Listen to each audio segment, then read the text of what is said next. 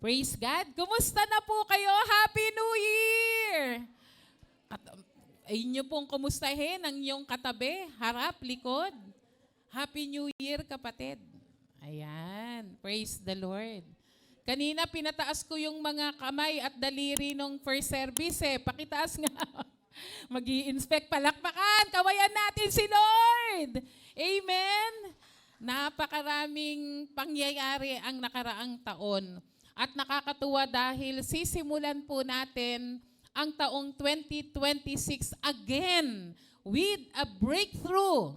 Pag sinabi po nating breakthrough, it is something na hindi pa nangyayari sa mga nakaraang buhay mo. Kakaiba ang gagawin ulit ng Lord. And this time, gusto ng Lord, simulan natin ang year 2026 na ang pasimula ng Lord. Basahin po natin ang ating theme. Ready, go! Breakthrough peace that brings new beginnings. Palakpakan nga po muna natin si Lord. Praise God. Napakaganda pong tema na makikita po natin sa Philippians chapter 4 verse 6 to 7. Sige, simulan po natin. Buksan na po muna natin yung ating tema. At basahin po natin yung mensaheng binigay po sa atin, no, sa ang JIL Church Worldwide ay sabay-sabay po natin na binabalikan at inuunti-unting laliman pa ng Diyos ang ating pangunawa at pagkakilala sa Kanya sa pamamagitan ng mga tema po na meron po tayo. Philippians chapter 4 verse 6 to 7, meron po ba? Ayan, sa English muna tayo. Ready, go! Do not be anxious or worried about anything, but in everything, every circumstance and situation, sabay-sabay po, by prayer and petition with thanksgiving, continue to make your specific requests known to God. And the peace of God, that peace which reassures the heart, that peace which transcends all understanding, that peace which stands guard over your hearts and your mind in Christ Jesus is yours. Ayan. Yan po ay from Amplified Classic o Original Translation, Amplified Bible. Basahin ko lang po sa Tagalog. Kung kayo po'y dapat po, yan ang isang bagay na gagawin nating kakaiba. Breakthrough natin, magdadala tayo ng Bible, printed Bible, every Sunday. Okay lang po ba yun? Kung problema natin bag, bigyan tayo ng Lord ng malaking bag. Ayan. Para ilagay yung mga Bible natin. Philippians chapter 4 verse 6 to 7. Sabi po dyan, huwag kayong mabalisa tungkol sa anumang bagay. Sa halip, hingin ninyo sa Diyos ang lahat ng inyong kailangan sa pamamagitan ng pananalangin may pasasalamat. Sabi sa verse 7, at ang kapayapaan ng Diyos na hindi kayang maunawaan ng tao, ang siyang mag-iingat sa inyong puso at pag-iisip dahil sa inyong pakikipag-isa kay Kristo Jesus. Pagpalain po ng Lord ang binasa po nating kanyang salita. Ang tema po natin for this year, yung breakthrough peace, alam naman po natin ang kapayapaan, no? Ang peace ay isa sa prutas, no? Actually, isa lang yung prutas. Pero yung what goes with it, with the fruit of the Holy Spirit, ay ang kapayapaan.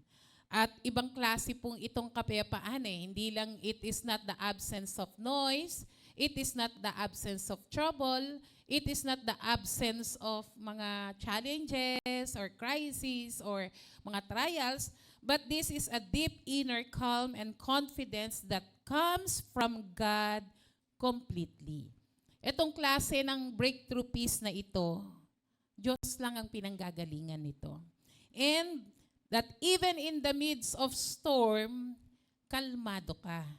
May confidence ka, may kapayapaan ka, meron kang tiwala dahil may ginagawa ang Panginoon sa kabila ng mga bagyo ng buhay natin.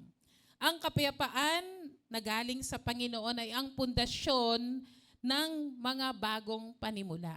Ang hirap po kasi mag-start 'di ba? Actually we can start any time of the year, and whatever time it is, kung wala yung confidence mo sa Lord, kung wala yung inner peace, ang hirap magsimula. Kasi kung ang sasaligan lang ng pagpapanimula mo ay ang pangako ng tao o yung sana all, yung hope mo lang na binibigay ng mundong ito, at hindi ito nakasalig doon sa kapayapaan ng Panginoon, hindi mai-stabilize yung ating heart. Kaya the God's peace is the foundation of new beginning, stabilizing hearts and opening the way for miracles. Bakit ba natin gusto ng breakthrough? Kaya nga sabi, breakthrough, no? Kamukha rin po yan ng ating team for last 19th anniversary. No? Parang may pader, may hadlang, may obstacles, and you go through it. Di ba? Binasag. Nalalagpasan mo yung mga ordinaryong mga bagay sa buhay mo. Pag sinabing breakthrough, ibang klase ang kapayapaan nun. No? Na-stabilize ang heart and opens the way for miracles. Dahil alam naman natin na ang bawat isa na mananampalataya ay itinakda ng Diyos. May inihanda ang Panginoong biyaya at himala. Kaya mga breakthrough peace, how breakthrough peace prepares us for the new year. Binabasa ko lang po, ito po yung nasa rin natin, nakapost po dun sa ating website ng GIL. It steadies heart to attune to God's divine promises. Pag hindi ka kalmado ang puso mo dahil nagtitiwala ka sa pangako ng Panginoon, napakahirap makuha o panampalatayanan ang bawat pangako na yon. Peace removes anxiety and doubt and enabling faith filled with action. Pag may kapayapaan ka, tatalunin o tinalo niya na anumang takot, anumang pag-aalala. No, kanina sa first service, no, parang talagang gano'n naman, no? Meron tayong mga carry over, di ba? Ibig sabihin, hindi naman natapos yung mga whatever, yung mga project nyo o project ni Lord sa buhay natin. And that is a continuing process. And sometimes, may mga unfinished pa na mga anxiety and troubles, pero kailangan natin na maging steady yan sa pangako ng Panginoon. It enhances spiritual discernment. Bakit? Kasi mas lalo ang kapayapaan ng Diyos na nakasalig sa kanyang pangako, mas lalo mong nalalaman kung ano ang kalooban ng Panginoon. Amen po ba? So, yung mga distraction na ino-offer ng mundong ito, na alam mo na hindi yan ang gusto ng Diyos para sa'yo, tatanggalin yan. Ina-enhance ng Lord yung spiritual discernment dahil nakasalig ang iyong kapayapaan sa Panginoon. Calm hearts can hear and follow the Spirit's guidance clearly and positions us for God's powerful move.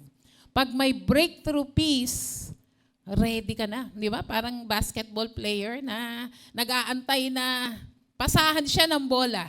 No? Dapat yung capacity natin to receive from God, more of the Lord's blessing and miracle, dapat ready tayo. Kaya nga merong mga trials, merong mga challenges, bakit ini-expand kasi yung ating capacity to receive. Amen po ba?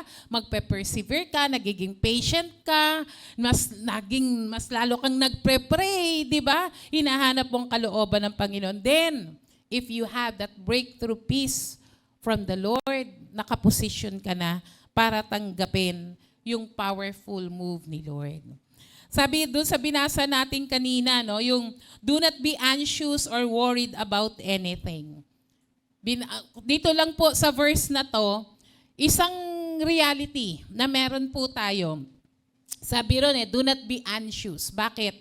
Kasi we have the tendency at lagi tayong nandoon sa lugar na tayo ay may anxiety.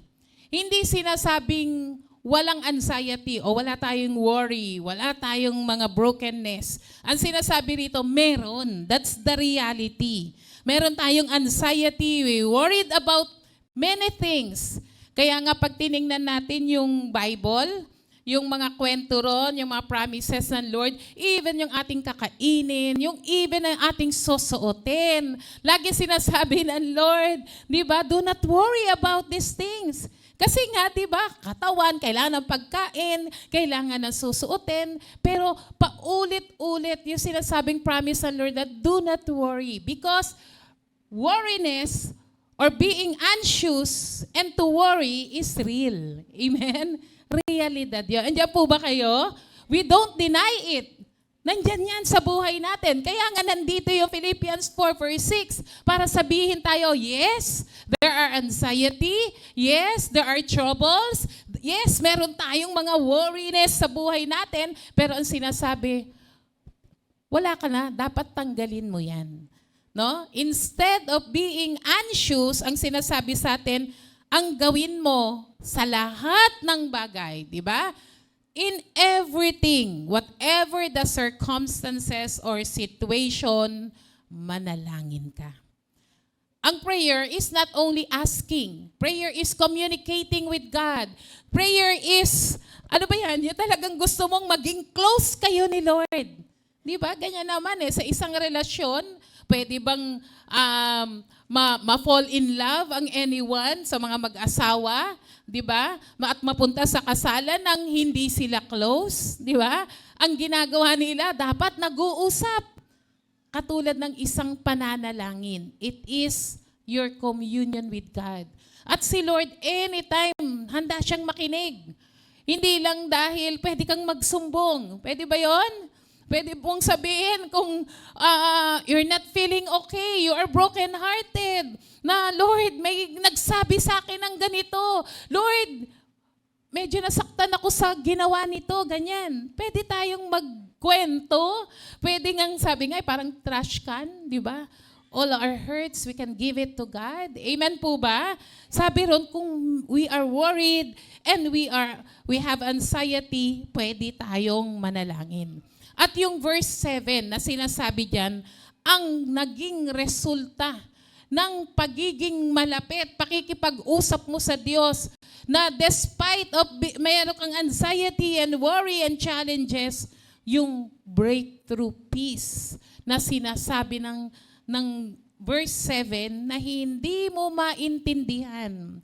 May nakapagsabi na po ba sa inyo, dahil ikaw ay born again, at dahil ang pananampalataya mo sa ating Diyos at sa kanyang mga salita na kahit anong mangyari, hindi ka basta-basta natitinag.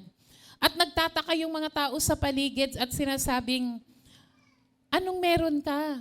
Bakit ikaw ang dami mo nang problema? Ang dami mong pinagdadaanan, masaya ka pa rin. Di ba yung sinasabing rejoice or be thankful? Lagi po yung always, lagi po yung all circumstances. Dahil hindi pinipili ang pagiging masaya o hindi pinipili ang pagpapasalamat dahil lang merong certain circumstances. But in all circumstances, masaya tayo, nagpupuri sa Panginoon dahil nandoon ang kapayapaan ng Lord. Amen? Palakpakan nga po natin muna si Lord. Praise God. Yung sinabi po sa verse 7, the word peace na pinanggalingan po niyan sa original Hebrew word means shalom. Yan, naririnig naman po natin, di ba?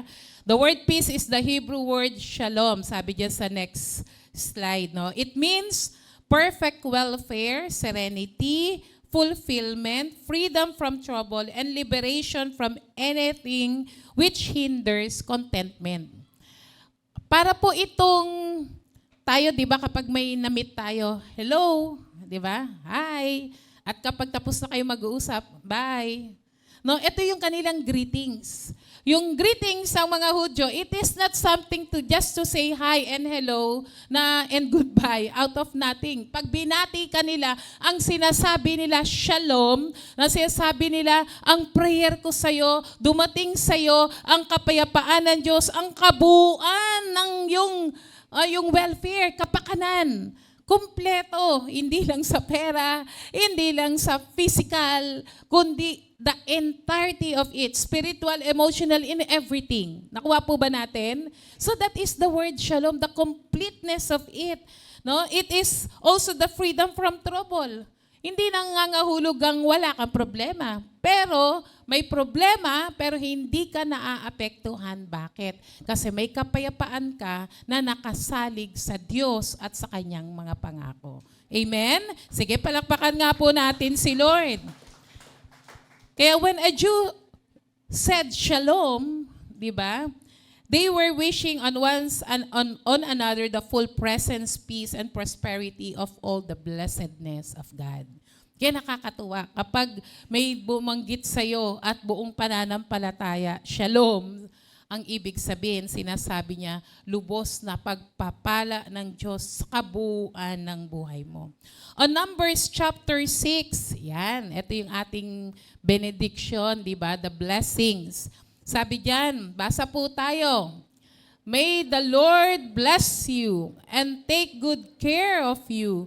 May the Lord smile on you and be gracious to you. May the Lord look on you with favor and give you peace. Etong talatang to, pag binasa po natin, di ba, parang pag binanggit ang number 6:24 to 27, ay gustong-gusto mo nang saluhin, no? Sinasabing salung-salo mo na ang lahat ng biyaya ng Lord. Sabi sa number 6:23, basahin ko po sa Tagalog. Pagpalain ka nawa at ingatan ka ni Yahweh, kahabagan ka nawa at subaybayan ni Yahweh. Lingapin ka nawa at bigyan ng kapayapaan ni Yahweh. Sipin mo, itong number 6:24 to 26 na madalas na sinasabi po natin, no, as benediction sa church or to anyone, ikaw ay nagsasabi ng parang kabuuan ng shalom, na ikaw ay pagpalain, ingatan, kahabagan, subaybayan, lingapin, at bigyan ng kapayapaan. That is the kind of peace, yung breakthrough peace that is telling out the idea very clearly that the Lord wants to bless us, to protect us, and makes His face shine on us. Ang sarap nun, di ba? Kapag make His face shine on us, nakikita kaluwalhatian ng Diyos. Natutuwa ang Diyos sa buhay mo at ang biyaya niya ay kompletohin niya sa iyo. God's peace is the foundation for new beginnings, stabilizing hearts and opening the way for miracle. Ang kapayapaan ng Diyos ay ang pundasyon sa ating bagong panimula, patatagin ang ating mga puso at ang pagbubukas ng daan para sa mga himalang paparating sa iyo. Kasi nga naman, kumbaga, kung puro worry, we have that fear and doubt, at hindi natin taglay ang kapayapaan ng Panginoon, nakasarado ang dapat na mga pintuan na papasukan ng pagpapala. The breakthrough peace has something to do with our past and future life, past, present, and future life.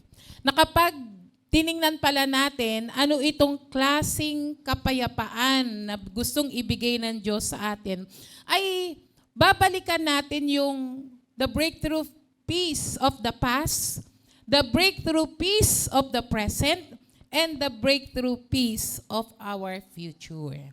Number 1, ayan. Kapag sinabi po nating breakthrough peace ng ating past, it is the breakthrough peace with God. Na kasama ang Diyos. Nasa relasyon ka na kasama mo ang Diyos.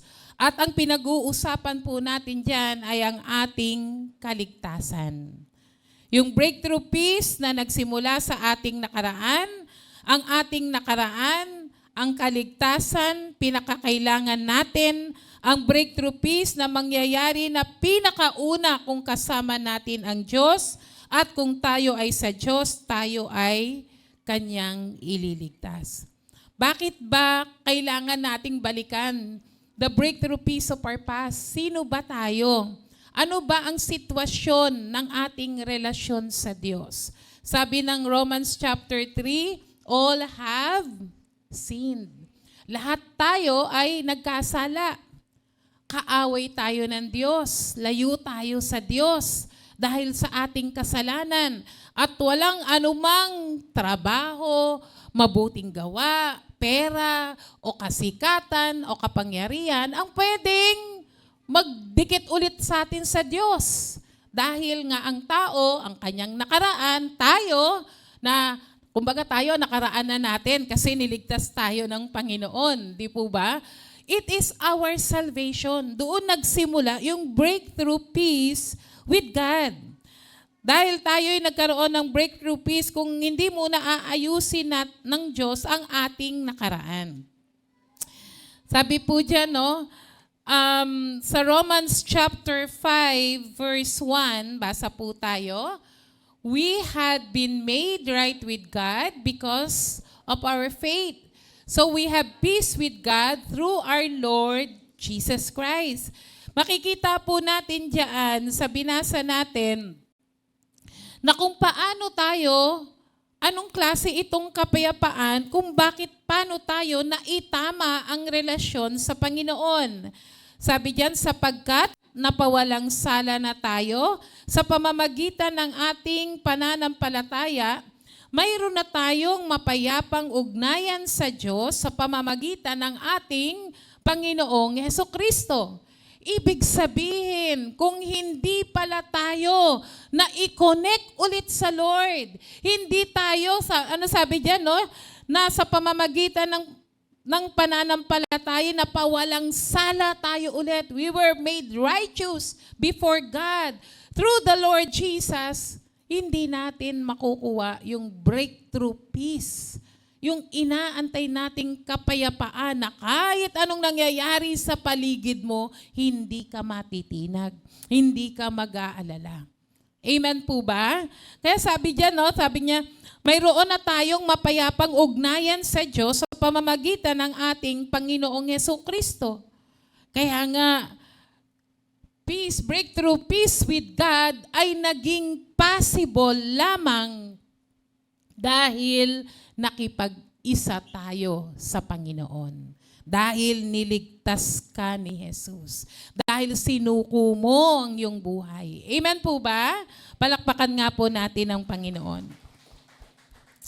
God initiated the reconciliation of Christians with Himself and now at peace with them. Kaya isipin mo, doon magsisimula eh. Yung ano pa mang mga kasunod na breakthrough peace of our present and our future, it all started na phoenix, inayos. Hindi lang ni-repair. Wala nang pag-asa ang buhay natin. Ang Diyos na ang gumawa ng kaparaanan para magkaroon tayo ng pakikipag-ugnayan sa pamamagitan ni Kristo. Meron pong isang kwento meron pong isang pastor, ang pangalan niya po ay Henderson, si Pastor Henderson. At nagturo siya minsan at ginamit niya ang verse na ito. Merong isang batang seaman o sailor, no, na sasampa pa lang siya ng barko at nung narinig niya yung Romans chapter 5 verse 1, basta narinig niya lang, hindi niya masyadong naintindihan, hindi siya nagkaroon ng aksyon, no, to receive the Lord Jesus. Hanggang dumating yung time na nakasakay na siya ng barko. At after a while, no, pagkatapos ng mga ilang buwan na nakasampa na siya, merong doon sa simbahan ng pastor na ito ay merong isang seaman ulit, another seaman na pumunta. At sabi niya, hinahanap ko po si Pastor Henderson. At sabi niya, kayo po ba si Pastor Henderson? Sabi ni Pastor, opo, ako po yun. Sabi niya, pumunta po ako dahil meron po akong kasamahan sa barko na sabi sa akin, puntahan ko po kayo. At sabihin ko po sa inyo, Pastor, na sabi niya po sa akin, mate, if you get to the shore, be sure to tell Pastor Henderson that I've been saved. Gusto niyo pong iparating sa inyo na siya po ay naligtas na. Kasi nakwento niya po, nung magkasama po kami sa barko, sabi niya, naturo sa akin yan eh. Kaya lang parang hindi ako umaksyon to accept the invitation. Kaya sabi niya, ako na po nagtuloy nung sermon niyo sa kanya para tanggapin si Jesus as Lord and Savior. At nung tinanggap niya nga po si Jesus as Lord and Savior, yun po ang sabi niya. Puntahan mo si Pastor Henderson, sabihin mo, tinanggap ko na si Jesus. Then after a while, nung tinanggap niya si Jesus, mga ilang oras lang pala nun, ang kanilang sinasakyan na barko ay biglang nasira, nabutas at unti-unting lumubog. Nung time na yon, dapat maggagamit na sila ng lifeboat, no? Yung para doon sila lumipat. Ay kinailangan na nilang umalis kasi babagsak na yung lulubog na yung barko.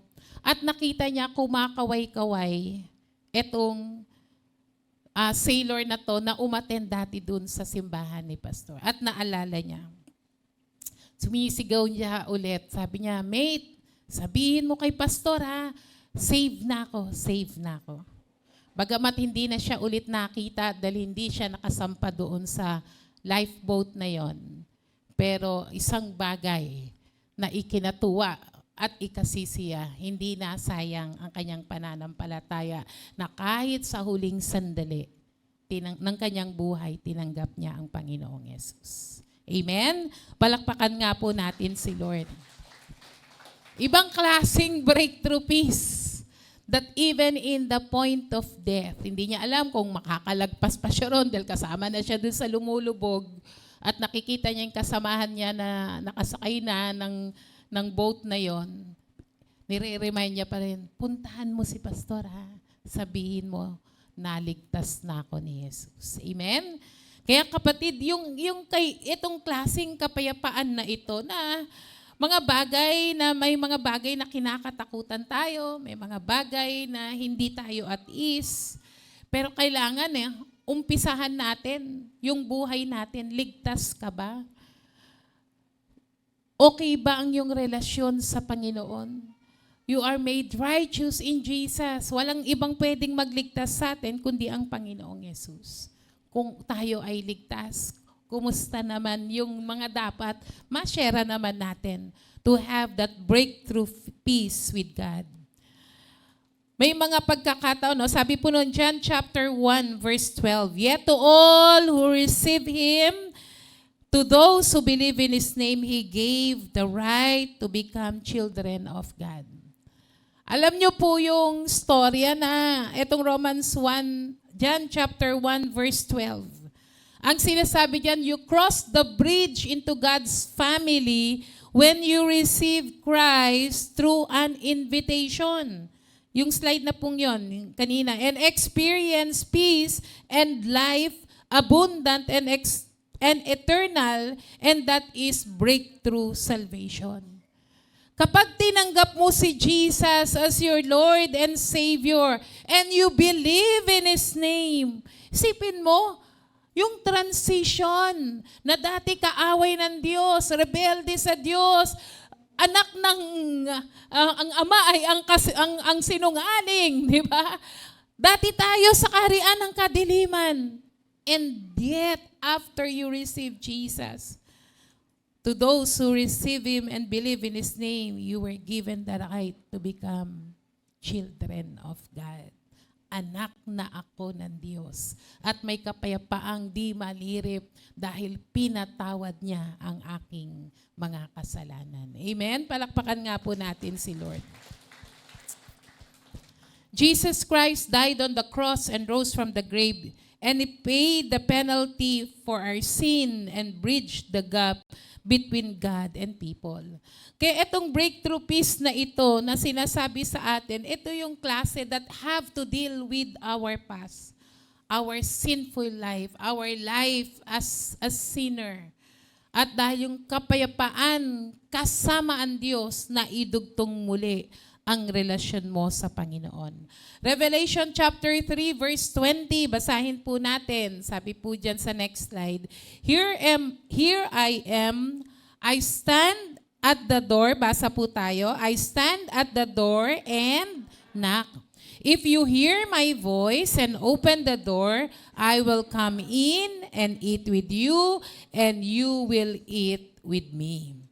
Yung talata pong yan, yan po, no, ang sinasabi po dyan if you hear my voice and open the door.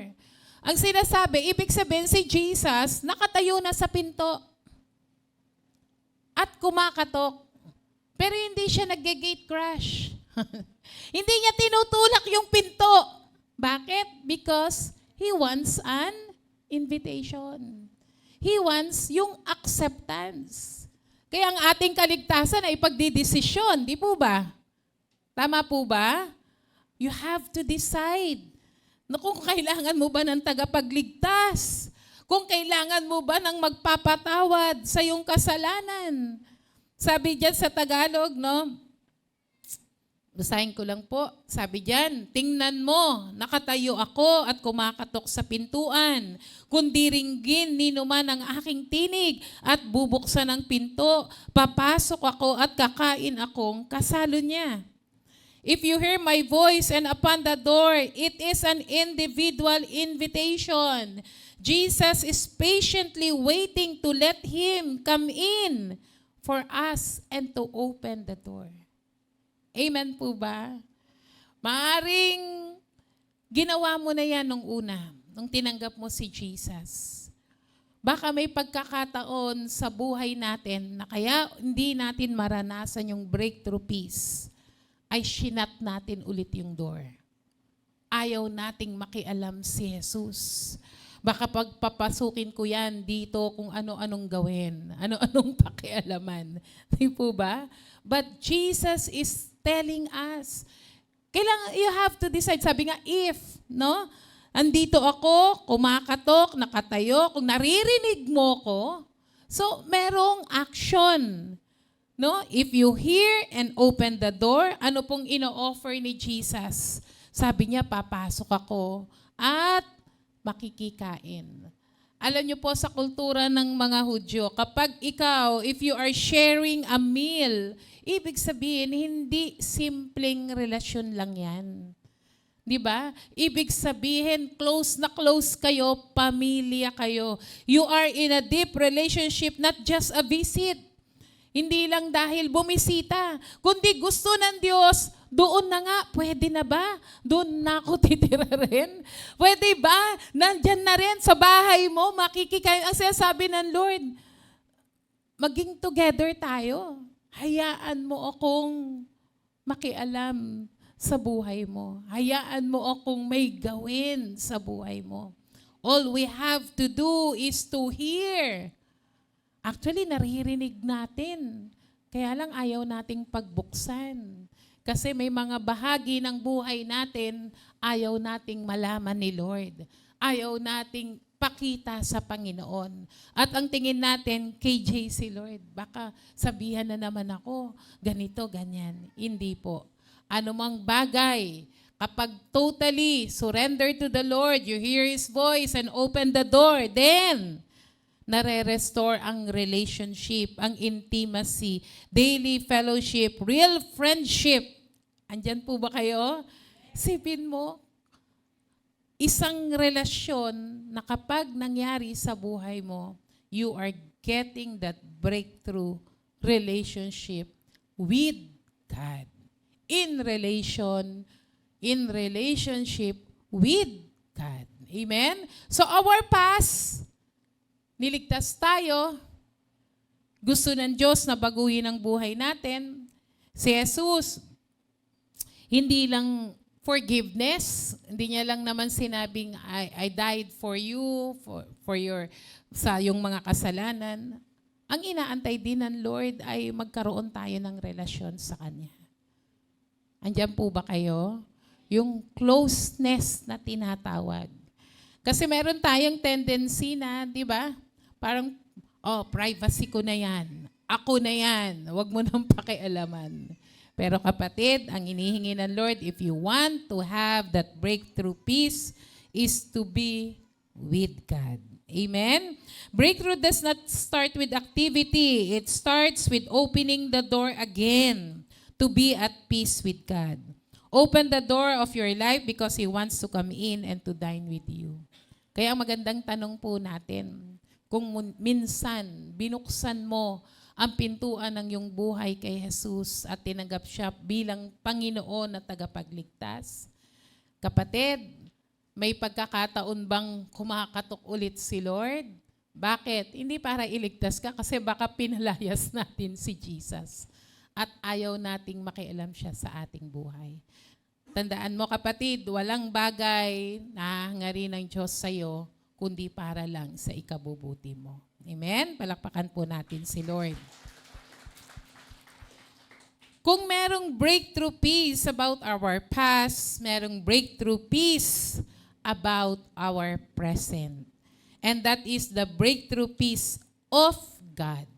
Kanina with God, ngayon of God. No? Is kapayapaan ng Diyos.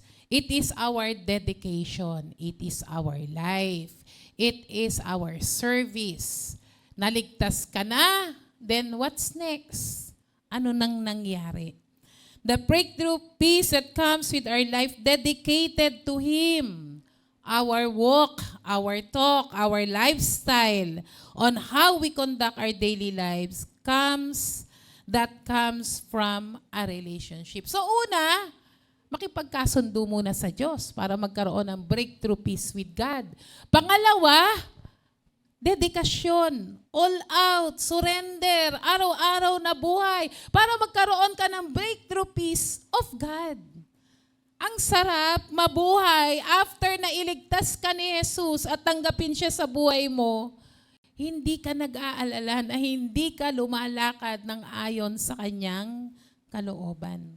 Sabi ng John 14 verse 27, basa po tayo, I leave you peace. It is on my own peace I give you. I give you peace in a different way than the world does. So don't be troubled, don't be afraid.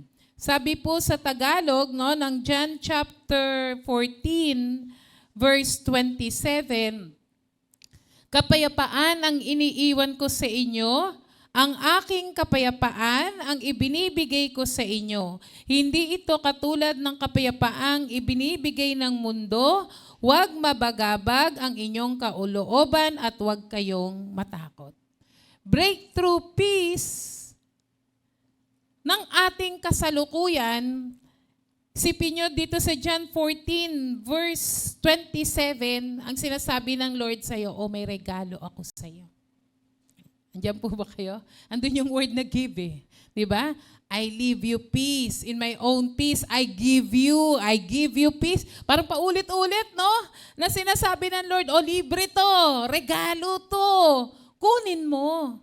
Ano ba yung regalo na yan? Yung regalo na yan, ito yung klase ng kapayapaan na galing sa Diyos. Kapayapaan ng Diyos mismo. Iniiwan niya hindi kamukha ng kapayapaan ng mundo na ibinibigay ng mundong ito. Kaya very confident si Lord that His own peace na binibigay niya sa atin, nireregalo niya sa atin, sabi niya kapag meron ka nito, hindi ka mag-aalala. Huwag ka mag-alala, sabi ng Lord. Don't be troubled. Don't be afraid. Yun po yung sinasabi sa atin. Jesus, this kind of gift of peace, is giving this kind of gift of peace to those who are connected, obedient, dependent on the Holy Spirit, whose lives are dedicated, fully trusting Him, and not a detached one.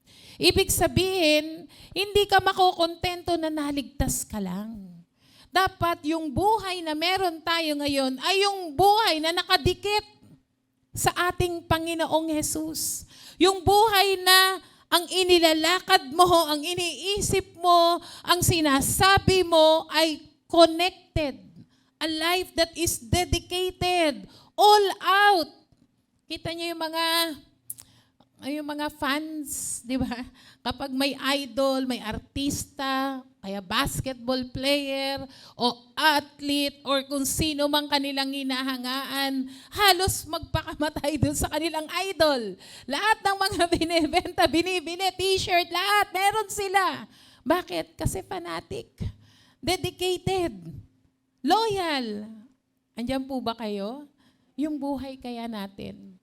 Baka kaya wala kang kapayapaan na breakthrough peace ay detached, disconnected, malayo sa Panginoon. Masaya po na nandito tayo every Sunday, nagkikita-kita tayo. Pero sana, pagtapos ng Sunday, paglabas natin dito sa simbahan, di man po tayo connected dahil may mga kanya-kanya tayong buhay. Pero dapat never a minute na disconnected tayo sa Panginoon. Baka pagdating sa ating mga diversyon, sa ating mga recreation, or mga buhay na natin, baka hindi na pwede si Lord, akin na to personal ko na to. Bakit tinatag pa tayong mga privacy, di ba? Baka disconnected pag alis ng church. O pagdating ng Monday, disconnected na. Pag pumunta na ng trabaho, dahil puro hindi mananampalataya ang kasama ron, baka disconnected ka na kay Lord. Pagkasamang eskwela, nasa school ka, o saan man na hindi mo kasama ang mga kasama mo sa church, baka disconnected ka na kay Lord. And again, hindi mo makukuha ang breakthrough peace na dapat natatanggap mo kay Lord if hindi tayo connected or dedicated sa Lord. Sabi po dyan sa next slide, no? It is a gift from Jesus, the fruit of trusting Him. Kaya nga sabi ng Lord dyan, di ba? A gift from Jesus, yung sinasabi niya, ang ibinibigay, ang nireregalo ko sa inyo ay kapayapaan ko, my own peace. Yun na yung meron siya, binibigay pa sa atin, di po ba?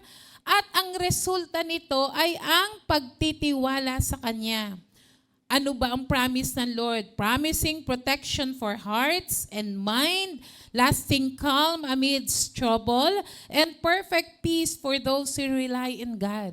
And that is breakthrough living. Lagi na po nating naririnig, hindi nawawala ang problema, hindi nawawala ang mga challenges, trials, temptation, andyan po yan. Pero kapag ang buhay mo always dedicated, connected, trusting, obeying God, kapatid, ang promise ng Lord, iingatan niya yung heart mo. Di ba? Ang daming temptation ng mundo. Ating nakikita, ating naririnig. Minsan nga, may narinig lang tayo, nakita lang sa FB, gapintas ka na. Dami mo nang nasasabi, si sister, tingnan mo. Di ba? Si brother, tingnan mo. Pero kapag connected ka kay Lord, you will speak blessing. Kung hindi maganda ang nakita mo, pag-pray mo siya. Amen? Kasi kinokobera ng Lord yung heart natin, yung minds natin. Gusto ng Lord, pumayapa ka at ang gawin mo, ang isipin mo, ang maging pamamaraan mo ay ang pamamaraan ng Lord. Andyan po ba kayo? The perfect peace to those who rely in God. Dahil kapag hindi tayo ganon na trusting, relying, obedient, dedicated, madali tayo. Hindi lang natin yan napapansin. Yung bibig kasi natin, ang bilis. Di ba? Pag may na-swipe lang ganito, kita mo na itong ginato. Ganyan na naman ang ginagawa. No, hindi ko sinasabing i-ignore nyo. There are ways na we can call the attention of those personally, no? Pero magsalita ka ng pagpapala para sa Kanya at ipanalangin mo siya. Amen? Palakpakan nga po natin si Lord. Sabi diyan, our present dedication determines whether this gift of breakthrough peace of God will guard our hearts or allow fear to control. Kaya pag natatalo tayo ng takot at pag-aalala, ibig sabihin may problema sa klase ng pagsunod natin sa Panginoon. Yung present peace, breakthrough peace, medyo in question, nasi-shake. Kaya dapat paayos ang buhay sa Panginoon. Amen? But our present dedication, always trusting, depending, will allow this breakthrough of peace to not let our hearts be troubled nor be afraid. Not the King of Peace of this world offers. Kasi baka minsan napupunta na tayo sa sinasabi ng mundo. Di ba? Minsan gusto natin ng pahinga, pagod. Okay naman na minsan kasi nalululong na tayo sa mga offer ng internet, ng mga laro or kung ano man yan, pero baka ikaw na ang kinokontrol. Amen? Yung oras, panahon, na dapat nagagamit mo para sa maturity ng spiritual na buhay mo. Dahil ang ino-offer na kapayapaan ng mundo, temporary lang yan. Hindi lasting, hindi solid. Hindi katulad ng kapayapaang galing sa Panginoon na magre-resulta ng isang buhay daily dedicated to Him. Amen? Isang palakpak po muna kay Lord. Amen. Romans 14, verse 17. Sabi po dyan, basa tayo, "For the kingdom of God is not a matter of rules about food and drink, but it is the realm of the Holy Spirit, filled with righteousness, peace, and joy. Sapagkat ang paghahari ng Diyos ay hindi tungkol sa pagkain o inumin. Ito ay tungkol sa matuwid na pamumuhay, kapayapaan, at kagalakan na ipinagkaloob ng Espiritu Santo." Minsan kasi, di ba, kapag meron tayong mga bagay na sa isip natin, pag ginawa ko to, okay na ako kay Lord. Parang obligasyon ko, nagawa ko na. Pero other than that, nasabi nga, the kingdom of God is not a matter of rules about food and drink. Kundi ang pinakikita ay yung klase ng buhay na nagiging resulta ng pananatili at pamumuhay ng Santong Espiritu sa buhay mo. Halimbawa lang, okay, di ba kapag Sunday, o kaya pag may mga gawain tayo, no? Pag di tayo nakaka-attend ng Sunday, di ba parang hindi tayo mapakali. Di umattend ka ng Sunday, di okay lang. Sa pakiramdam mo, okay na. Tama naman po yun, di ba? Para mapalakas tayo, first and foremost, ma-worship si Lord for 7 days, 6 days, ang dami nating tinatrabaho. Pero, hindi lang, it's a matter of rules dahil nakapagsimba ka. Kundi yung buhay na makikitang sumusunod ka sa Panginoon. Andyan po ba kayo? Masabihin niya, susunod na lang ako, hindi na ako magsisimba. Parte ng pagsunod ang pagdalo sa gawain ng Panginoon. Maging pagpapala sa mga katabi nyo. Amen po ba? Pero hindi lang yan dito masusukat. Kundi sa buhay na meron ka. Yung iba, okay, nagtatights naman ako. Wala akong palya dyan. Tama po yun. Dahil kasama yan ang pagsunod. Pero kumusta ang buhay natin? Nakikita po ba yan ng realm of the Holy Spirit filled with righteousness, peace, and joy? Kaya kapatid, bantayan natin yung breakthrough peace ng Lord. Living in Jesus, in God. No, buhay tayo sa katwiran, sa kapangyarihan ng banal na Espiritu. Amen? Tandaan po natin, ang buhay po natin ay still a work in progress. Araw-araw, kailangan nating dumulog sa Panginoon para baguhin niya tayo. Safety consists not in the absence of danger, but in the presence of God. Peace that Jesus gives is not the absence of trouble, but it is rather the confidence that He is there with you. Kapatid, lagi na rin nababanggit mula kanina at mga nakaraan. Hindi mo masasabing ikaw ay ligtas, okay ako, safe ako, secured ako. Hindi dahil you are out of danger, kundi mararamdaman mo lang yon pag nasa kamay ka ng Panginoon. Amen po? You are in the middle of God's will and God's purpose. Peace that Jesus gives is not the absence of trouble, but rather the confidence that He is there with you. Ang totoong kapayapaan, nasa gitna ka man ng mga pagsubok at problema, kumpiyansa ka. Hindi ako pababayaan ng Panginoon. Amen. Isang malakas sa palakpak po sa Lord. Number 3 is our future. Breakthrough peace in God, our glorification, the future. Sabi po ng 1 Thessalonians chapter 5 verse 23, basa po tayo. God is the God who gives peace. May He make you holy through and through. May your whole spirit and body be kept free from blame. May you be without blame from now until our Lord Jesus Christ comes. Amen? Ang sarap na yung kapayapaang bigay ng ating Panginoon, kapayapaan mo sa Diyos ay yung matyaga mong pag-aantay. Hindi ka nag-aalala. Dahil ang buhay mo, inayos mo yung past, yung breakthrough peace about our past, our breakthrough peace about our present, our lives, yung buhay natin ngayon, yung hinaharap. Ang pagbabalik ng Panginoon, ang buhay sa kalangitan. Amen? The God of peace is not only shaping us today, He is preparing us for eternity. Sabi diyan, peace is not just survival in this life, it is confidence when Christ returns. Hindi yung aandap-andap, nako, mag-rapture. Kailan na kaya? Pwede pa ba akong maglakwatsa? Pwede pa ba akong sumegway? Hindi naman tayo pwedeng paglaruan o dayain ng Diyos. Alam niya po ang ating buhay.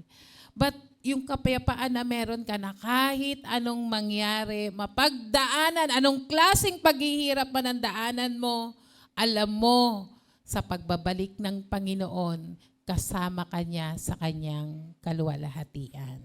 Amen! Malakas sa palakpak kay Lord. Yun yung nakasarap, no, na kahit ano mangyari, lalo na kapag nasa pinakamatindi kang problema, no, hindi ka natatakot. It's either loobin ng Lord, malagpasan mo to, buhay ka, okay, hanggang dumating si Lord, maglilingkod ako, magiging matapat. Kung hindi, at matapos ang buhay mo, okay lang rin. Kay Lord pa rin ako, langit pa din ako. Sa langit pa rin ako. Amen po ba? Kung yun ang kaisipan natin, no? Yung parang lahat, totoo yung sinasabi ng Bible yung nararanasan natin dito ay pansamantala, magaan, temporary, and light compared to the glory waiting for you in eternity. Kaya kapag hirap na tayo, sabihin natin, di bale, malalagpasan ko to, may nag-aantay sa aking langit. Amen po ba? Para yun yung maging encouragement and comfort po sa ating lahat. God promised that we can live in His glory and goodness. He will preserve our lives and make us blameless to exist in glory forever. And that is breakthrough destiny. Na hindi ka panghihinaan ng loob. Bakit?